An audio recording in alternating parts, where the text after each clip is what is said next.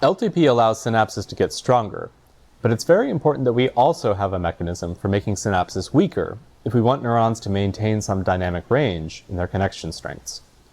Think of this as the yin and yang of neurobiology.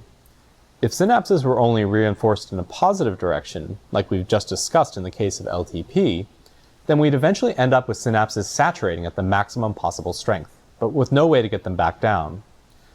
LTP increases synaptic strength in small, incremental steps, but there is a ceiling governed by factors such as the maximum number of receptors that we could possibly jam into the postsynaptic membrane. At this ceiling, additional stimulation wouldn't result in any further synaptic potentiation. This would of course be not only wasteful, but even potentially harmful to the neurons involved. Thus, it's not surprising that nature has equipped our brain with the capacity of not only reinforcing, but also weakening synapses as well. This process is called long-term depression, or LTD for short. For all intents and purposes, LTD is like LTP, but in reverse.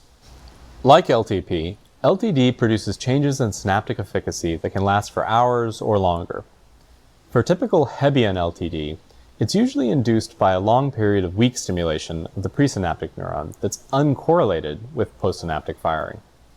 In short, it's the out-of-sync, lose-their-link part of Hebb's postulate. As with LTP, it's also worth noting that not all LTD is Hebbian.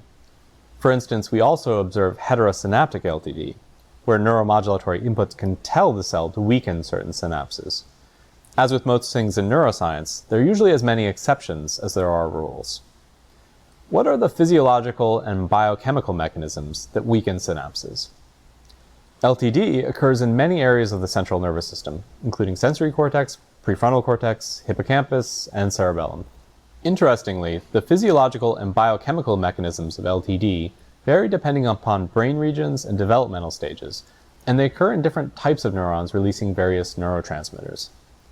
LTD in the hippocampus and cerebellum are the best understood, thus we'll focus on these two brain regions for the purpose of this lesson. Like in LTP, the most common neurotransmitter involved in LTD is glutamate.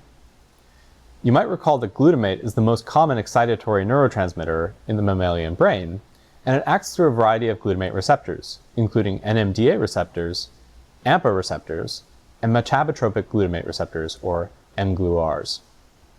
The mechanisms of LTD induction in the cerebellum differ markedly from those in the hippocampus. In the cerebellum, LTD results from strong synaptic stimulation, for example, in cerebellar Purkinje cells, while in the hippocampus, LTD is induced by persistent, weak synaptic stimulation. In both areas, however, LTD is thought to result mainly from decrease in the postsynaptic receptor density.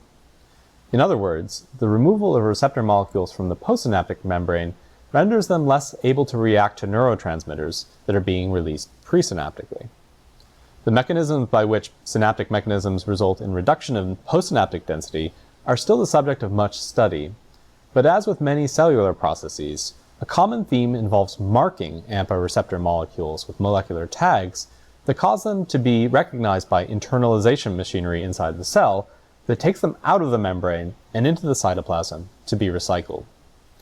In this case, just as calcium-dependent phosphorylation adding phosphate groups to AMPA receptors potentiates them, calcium-dependent phosphatases, enzymes that chew off phosphate groups from amino acids of select proteins, play a role in deactivating those target proteins. You might have noticed that both the activation and internalization of AMPA receptors are calcium-dependent processes. It remains a bit of a mystery how the molecular machinery of the neuron can sense the difference between large calcium influxes that should lead to phosphorylation versus smaller calcium influxes that should lead to dephosphorylation. But unpuzzling these various molecular pathways and their consequences is an active area of research.